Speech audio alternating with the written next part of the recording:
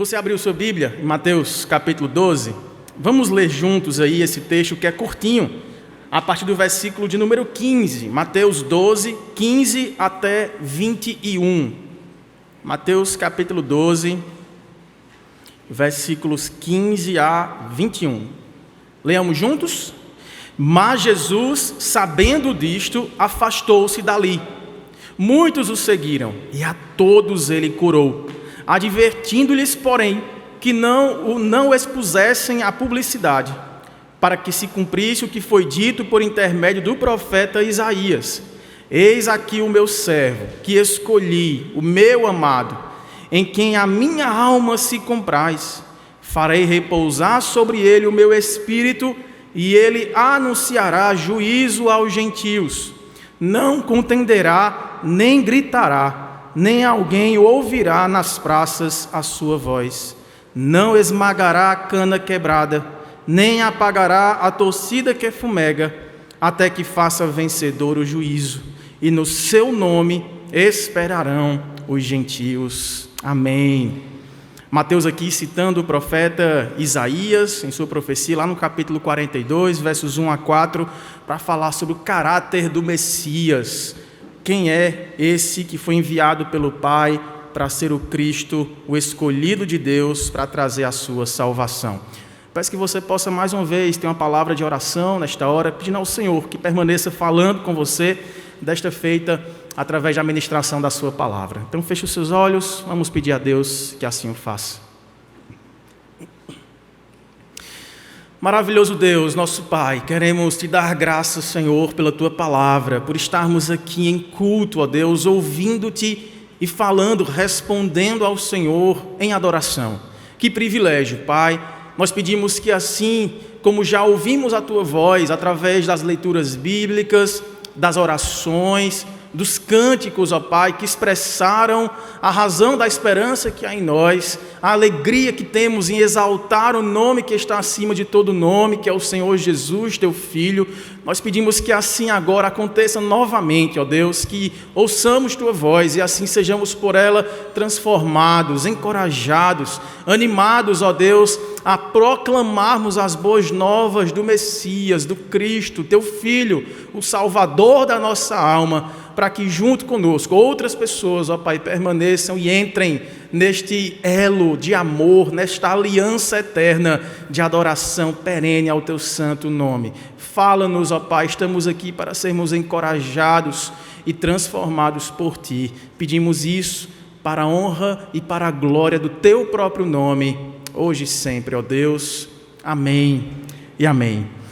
Meus irmãos, estamos aqui num relato, do evangelista Mateus, que tem como objetivo principal revelar Jesus como sendo o Messias, ou melhor, o rei messiânico. Ele quer anunciar Jesus como aquele rei prometido que viria libertar o seu povo, não apenas das agruras e das dificuldades, das opressões humanas, mas muito mais do que isso, libertar-lhes do império das trevas e transportar-lhes para o reino do Filho do seu amor. E ele faz isso apontando várias profecias. Mateus é aquele que usa mais o Antigo Testamento para trazer essa relação promessa e cumprimento acerca de Jesus, para mostrar que Jesus é o cumpridor de todas as profecias acerca do Messias, que ele é de fato o Cristo, E aí nós temos então, neste relato aqui do capítulo 12, uma cura que Jesus havia feito na sinagoga no dia de sábado. E aí alguns daqueles fariseus que ali estavam perseguindo Jesus encontraram nisso motivo de escândalo e começaram a criticar Jesus, mas muito mais do que criticar, começaram a elaborar um plano odioso de tirar-lhe a vida.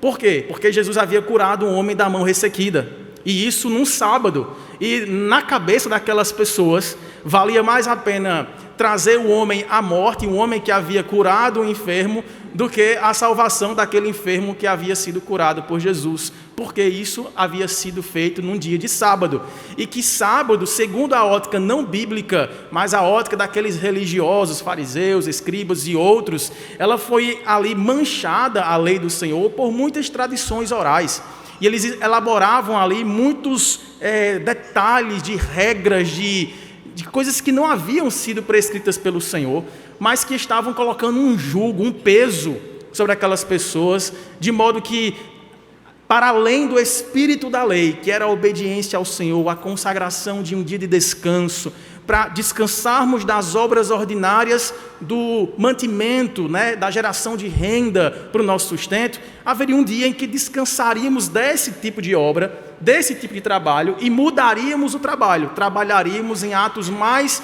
específicos de misericórdia, de ajuda ao necessitado, e assim Jesus fazia. Então, em todo tempo, é tempo de trabalhar com misericórdia para acudir ao necessitado, para levar salvação e esperança ao perdido. Assim Jesus fazia. Porém, se você observar aí o finalzinho dessa parte, antes da parte que lemos, antes do versículo 15, veja que Jesus, no versículo 14, retirou-se ali e os fariseus conspiravam contra ele sobre como que lhe tirariam a vida. Então, eles estavam ali com o coração cheio de ódio, demoníaco mesmo, para matar Jesus. Por causa disso, o verso que começamos a ler, o verso 15, começa dizendo: Jesus sabendo disto. Então, sendo esse Deus homem que sonda os corações e os pensamentos, ele afastou-se dali. Jesus se retirou daquele lugar, porém o quê? Muitos o seguiram. E o que acontecia com essas pessoas que seguiam a Jesus? A todos Jesus curou. Nós temos aqui, irmãos, nesses breves versículos, uma passagem que revela muito do caráter de Jesus.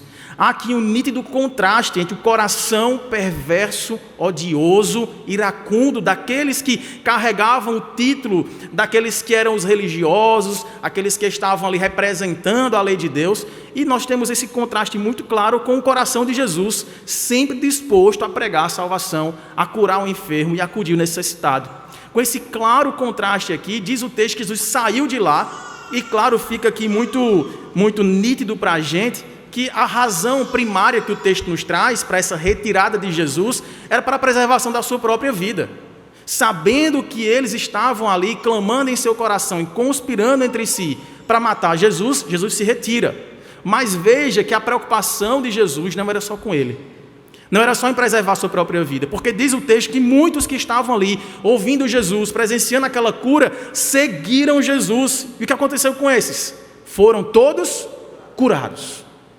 Muito mais do que uma preocupação em autopreservação, em autodefesa, Jesus saía dali para atender outras pessoas necessitadas, curando-as, libertando-as dos seus males. Esse é o caráter daquele que, perseguido, retribui com graça, com amor, com cura. Veja, no versículo 16, porém, que Jesus advertia essas pessoas que eram curadas por ele, que não os expusessem à publicidade. Então aqui nós temos o caráter, o primeiro aspecto aqui revelado nesse texto do Messias, que ele era um Messias humildemente poderoso. Poderoso para curar, mas humilde o suficiente para não pedir propaganda das suas operações miraculosas. E por que isso acontece? Você deve estar lembrado aí que em outras passagens nós temos muitos relatos de curas, de sinais e maravilhas que Jesus operava. Ele dizia assim: olha, porém, vão aí e não digam a ninguém. Não espalhem essa notícia desse milagre, não conte isso a outras pessoas. Por que Jesus fazia isso? Eu vejo pelo menos aqui 3 razões pelas quais Jesus não pedia propaganda dos seus milagres. Primeira, é porque Jesus não estava ali para se tornar conhecido primordialmente como operador de milagres. Jesus não queria ser conhecido como aquele que estava ali sendo aquele que era procurado pela capacidade de trazer sinais e maravilhas visíveis do poder de Deus. Ele estava ali especialmente, irmãos, para acima de tudo ser visto como salvador dos pecadores. A maior obra, o maior milagre, a maior transformação que qualquer um de nós pode presenciar é a transformação que ninguém pode ver a princípio, aquela que é feita dentro, no nosso coração. Não existe milagre maior do que a transformação de alguém que, tendo caído em desgraça, sendo pecador, exercendo sua potencialidade de pensar malignamente, agir de forma imprudente, falar asperamente, ser contrário à lei de Deus, ser uma pessoa odiosa, ser uma pessoa rancorosa e ser transformado em alguém humilde, servo uns dos outros, alguém capaz de amar, alguém capaz de servir, alguém capaz de viver de acordo com a vontade do Senhor. Essa, de fato, é a maior transformação.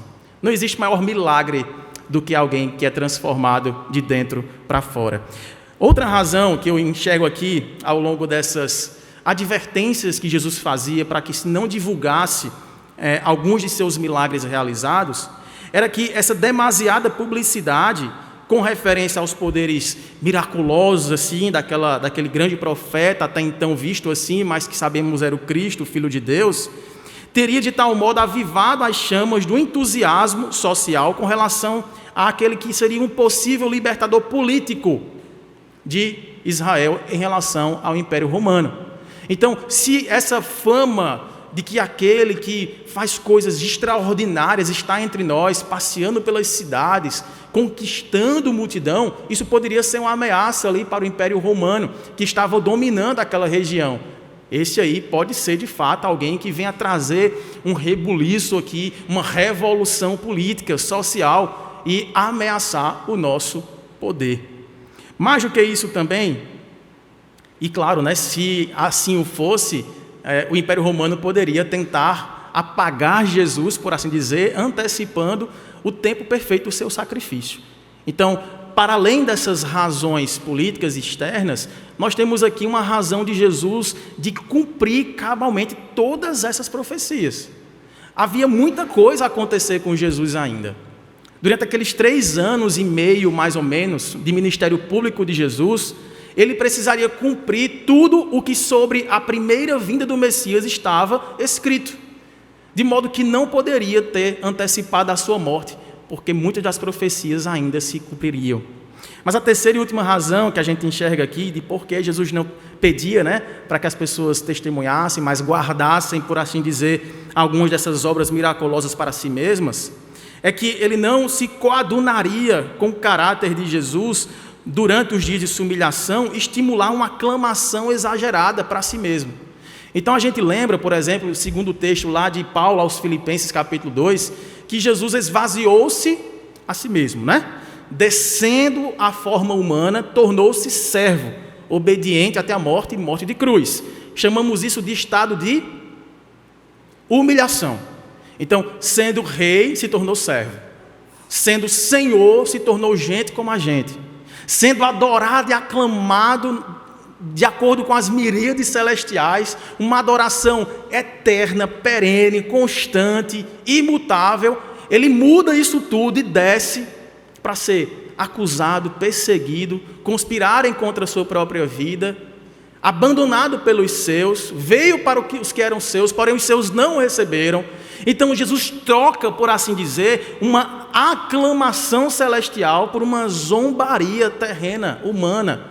Jesus troca a convivência dos anjos, da pureza de estar ao lado do seu Pai, na presença do Espírito, e desce para estar com Mateus, Pedro, João, Judas, fariseus, escribas e herodianos. Os herodianos faziam parte desse partido político que era rival dos fariseus. Eram aqueles que eram, digamos assim, apoiadores do governo estranho, o governo de Herodes ali, mas que nesse momento se uniram aos fariseus para perseguirem Jesus. Encontraram ali um interesse comum, tirar este que está aqui ameaçando a nossa liderança local. Jesus se viu ali cercado por pessoas cheias de ódio no seu coração. E foi essa convivência que Jesus passou a ter durante toda a sua vida. Porém, diz o texto, Jesus curava a todos. Pense nesse caráter humildemente poderoso do Senhor por um momento. Jesus estava aqui sendo ameaçado por aqueles a quem ele pregava a salvação. Os fariseus, irmãos, era esse tipo de público, além dos herodianos e outros ali, que estava sempre no percalço de Jesus. Mas possivelmente foram as pessoas que mais ouviram Jesus, porque estavam o tempo todo seguindo Jesus, não para entregar o coração a Jesus e ser ministrado por ele, mas para conspirar contra a sua vida, tentar pegá-lo em alguma falta, em algum erro. Mas eles tiveram muitas chances de arrependimento, o tempo todo ouvindo palavras de arrependimento e fé, de acolhimento, de salvação. Jesus não retribuía-lhes de acordo com aquilo que ele recebia. Jesus pregava, Jesus curava, Jesus libertava. Se a gente, por exemplo, perceber o que vem depois do texto que lemos, a partir do versículo 22, tem o famoso texto do pecado imperdoável, o pecado da blasfêmia contra o Espírito Santo. E em que contexto isso se dá? Essa turma de fariseus, de religiosos, misturados a políticos da época, estavam perseguindo Jesus, e agora Jesus, que havia acabado de curar no sábado, expulsa o demônio de um homem lá. E o que é dito sobre esse ato, mais uma vez, miraculoso, né? Um sinal extraordinário acontecido ali diante dos seus olhos? É dito que Jesus não expulsou o demônio pelo poder de Deus, e sim pelo poder de Beelzebu, maioral dos demônios. Olha a acusação que Jesus estava recebendo ali, daqueles que detinham o conhecimento da palavra.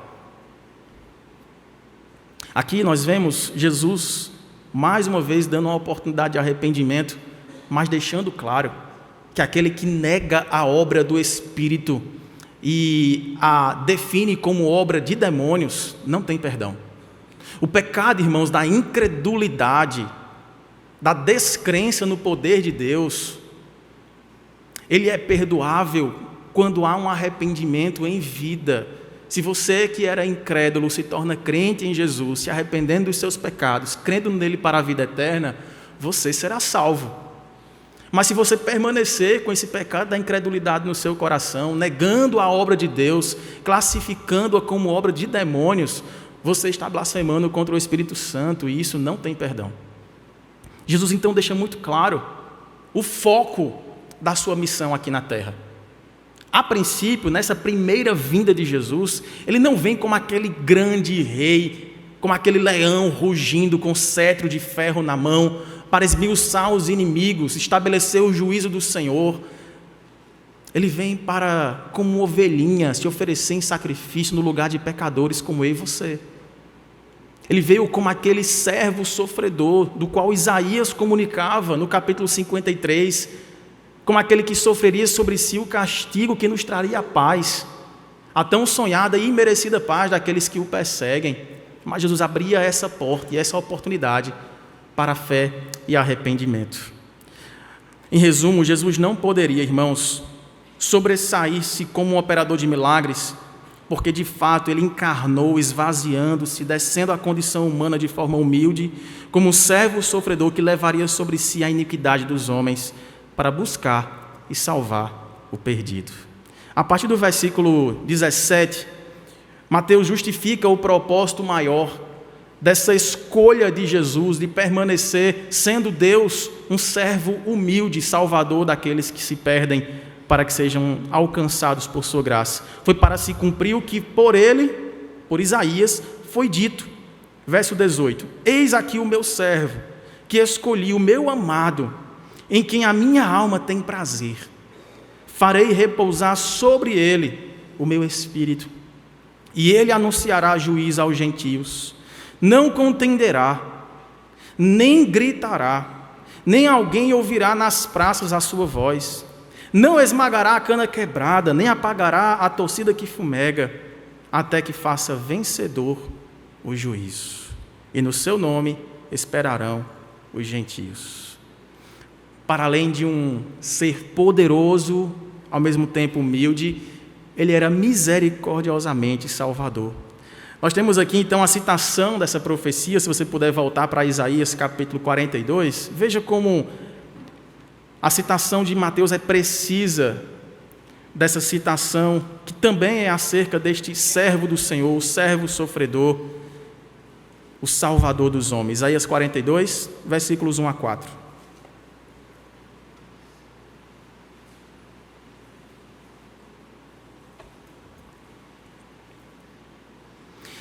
Eis aqui o meu servo, a quem sustenho, o meu escolhido, em quem a minha alma se compraz. Pus sobre ele o meu espírito, e ele promulgará o direito para os gentios. Não clamará, nem gritará, nem fará ouvir a sua voz na praça. Não esmagará a cana quebrada, nem apagará a torcida que fumega. Em verdade, promulgará o direito. Não desanimará, nem se quebrará, até que ponha na terra o direito, e as terras do mar aguardarão a sua doutrina. Veja o contraste aqui, digamos, do ministério do Messias, de Jesus, comparado ao ministério daqueles doutos da lei.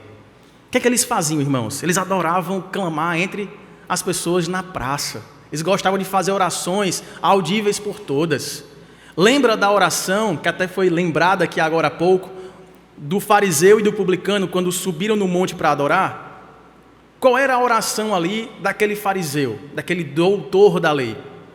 Ele falava em voz alta, estando no centro daquele lugar de adoração, talvez uma sinagoga ali, e ele erguia as mãos e olhava para quem estava do seu lado, que era um publicano, um cobrador de impostos, um gentio, um não-judeu, ou seja, alguém desprezado pelos judeus, e muito mais do que isso, alguém odiado pela cultura da época, porque era alguém corrupto, que roubava dos mais pobres para enriquecer-se ilicitamente. Aí esse fariseu batia no peito, olhava para o lado e dizia assim: graças te dou, Senhor, porque não sou como este pecador. Eu dou o dízimo, eu leio a Bíblia, eu vou para Ipetambaú, eu sirvo nos ministérios, eu dou esmola, meus filhos vêm para a EBD, eu não sou como este aqui, este pecador. E aí ele se gabava de suas próprias realizações. Era assim que o fariseu se portava. Gostava de exalar a sua pretensa santidade entre as pessoas. Gostavam de ser reconhecidos pelos que eles diziam, mas não pelo que eles faziam. Jesus os repreendeu certa feita acerca desse tema da religiosidade infrutífera e falsa, dizendo: vocês são capazes de dar o dízimo até de tempero, que nem precisa, mas vocês são capazes de negar um favor, um socorro aos seus próprios pais. Seus pais precisando de um socorro financeiro e vocês dizem: não posso ajudar. Mas vocês fazem questão de dar dízimo até daquilo que não precisa dar dízimo. Porque a religião de vocês é externa. São meros ritos e cerimonialismos religiosos para serem vistos pelos homens. Ora, a recompensa vocês já as têm. Os homens, o louvor dos homens. Mas Jesus não veio, irmãos, nesse primeiro momento para receber o louvor dos homens. Ele veio para receber a culpa dos homens. Ele veio para levar sobre si a tragédia da alma humana, o nosso pecado, nosso egoísmo, nosso orgulho, nossa vaidade, nossa falsa religiosidade. Levou sobre si todos os nossos pecados, a fim de que por eles fôssemos perdoados e transformados. Essa é a obra do Messias e por isso ele é amado do Pai. Veja que expressão bonita aí, citando, voltando lá para Mateus, né? Nós vimos que é uma citação quase que idêntica aqui, mas ele fala que está aqui o meu servo, a quem escolhi, e ele é o meu amado. Jesus ouviu isso quando ele foi batizado, lembra, por João Batista? Ele chegou para ser batizado, João Batista falou: eu não sou digno nem de amarrar as sandálias do Senhor, que dirá batizar o Senhor? O Senhor é que tem que me batizar aqui, eu é que preciso ser limpo, salvo, lavado, acolhido em santidade, o Senhor. Ele faz: não, mas para que se cumpra a Escritura é necessário. Aí Jesus é batizado e naquele momento desce o Espírito Santo, né? Mais ou menos a coreografia prometida aqui por Isaías, né? A quem enviei, farei repousar sobre ele o meu Espírito. E aí vem o Espírito em forma de pombo e repousa sobre Jesus. E naquele momento abrem-se os céus e uma voz de lá é ouvida por todos, que dizia o quê? Este é o meu filho, em quem me comprazo.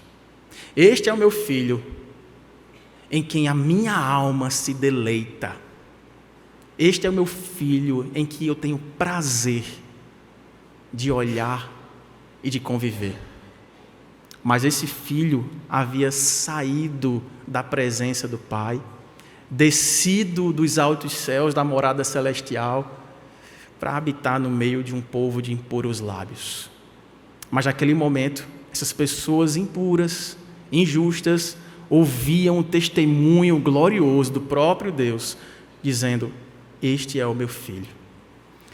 Nós vemos essa presença do Espírito Santo e esse repousar, esse enchimento do Espírito Santo sobre Jesus na tentação que Jesus sofreu logo depois do batismo. Você lembra comigo que lá no relato de Mateus capítulo 4, Lucas capítulo 4 também, Diz que foi o Espírito Santo que levou Jesus para o deserto para lá ser tentado. Ele passou 40 dias ali, foi tentado por Satanás, estando sozinho, num deserto, com fome, sede, e ali, por causa do poder do Espírito Santo, ele venceu a tentação. Nós temos também essa presença do Espírito Santo marcante na vida de Jesus em sua pregação. O profeta Isaías dizia que o Messias viria para pregar a justiça, o direito aos pobres. E Jesus veio pregar. E aí, confundindo a classe social dominante da época, ele comia com pecadores, com prostitutas, com as pessoas que não eram dignas da presença do Rei majestoso e bondoso, com os corruptos, com os publicanos, e ele veio para pregar aos pobres, os pobres de espírito, que uma vez chorando pelos seus pecados e vendo diante deles a salvação, se arrependendo, eram feitos agora herdeiros do trono celestial. Jesus veio então para trazer, não este grito vaidoso de aclamação pública de uma fama que não era desejada por ele. Ele veio para sussurrar no silêncio do nosso coração a nossa mais essencial necessidade. Nós precisamos de um novo coração. E deste coração aprazível ao Pai, este coração deleitoso, que amava fazer a vontade do Pai, é dele que procedem as fontes da vida. E nós temos aqui, na continuidade então da profecia, o verso 20 diz: não esmagará a cana quebrada, nem apagará a torcida que fumega, até que faça vencedor o juízo. Jesus então via as pessoas quebradas, as pessoas cheias de seus dilemas, de suas dores, de seus traumas, mas também cheias de vaidade, de sonhos e desejos pecaminosos, em si mesmadas. E Jesus não quebrava, Jesus as ligava à verdadeira árvore que produz frutos para a vida eterna. Como uma videira verdadeira, Jesus pegava aqueles galhos secos, feios, e estando ligados a Ele, levava até eles, através do Espírito Santo, a seiva da vida, que lhes fazia novos galhos frutíferos para a glória do seu nome. Jesus também não pegava aquele pavio que estava ali apagado, ou quase apagando, esmiuçando, a fumaça cobrindo, as cinzas tomando conta daquele lampião quase sem funcionar. Ele não chegava e assoprava de vez e dizia: você não serve. Jesus cuidava e fazia com que esse pequeno fragmento de uma chama quase vencida se tornasse ali um coração iluminado e ardente pela presença do Deus que gera vida onde há desespero, que gera esperança onde não existe mais desejo de vida. Jesus vem, irmãos, para uma sociedade como a nossa, uma sociedade carente de sentido de existência, uma sociedade cheia de valores deturpados, um conjunto de pessoas egoístas que trabalham e ganham dinheiro, fazem relacionamentos para si mesmas, para se verem realizadas. Jesus veio para dizer: eu vim para dar a minha vida, para que vocês tenham a verdadeira vida em mim. No final, então, no versículo 21, diz que no seu nome esperarão os gentios. E aqui a gente percebe uma inversão clara no texto. Se no primeiro momento Jesus curou aquelas pessoas e as advertiu dizendo: não contem para ninguém, refreiem a minha fama, eu não vim buscar isso nesse primeiro momento. No versículo 21 deixa claro que aproximava-se ali um tempo em que esse mandamento seria removido e que o Salvador de Israel se converteria no Salvador do mundo. E aí o segmento natural é que o nome de Jesus seria revelado como o Cristo ao mundo, e os gentios esperariam nele e ouviriam o seu nome, e eles porão sua confiança ancorada no senhorio de Jesus Cristo. Então este período de sigilo inicial seria gradualmente substituído por aquele de ampla publicidade, esse tempo que para nós é chegado, quando a igreja que cumpre a sua missão é capacitada por este mesmo Espírito Santo, que enche nosso coração de autoridade para que sejamos testemunhas de Jesus aonde estivermos. Aqui, na nossa Jerusalém, Judéia, Samaria e até aos confins da terra. Irmãos, nós temos o caráter desse Jesus, o Messias, o Cristo, que sendo poderoso para curar, para transformar, veio no primeiro momento não para ser aclamado entre as multidões como aquele que estava ali para receber os louvores, os abraços, os tapinhas nas costas dos religiosos.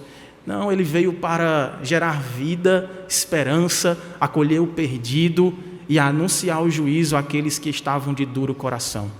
Mas ele veio também para nos capacitar, a todos nós, para com esse mesmo caráter humilde e compassivo, agora sim, publiquemos, divulguemos este amor, esta paz, este perdão, esta cura que está acessível a todos quantos nele creem.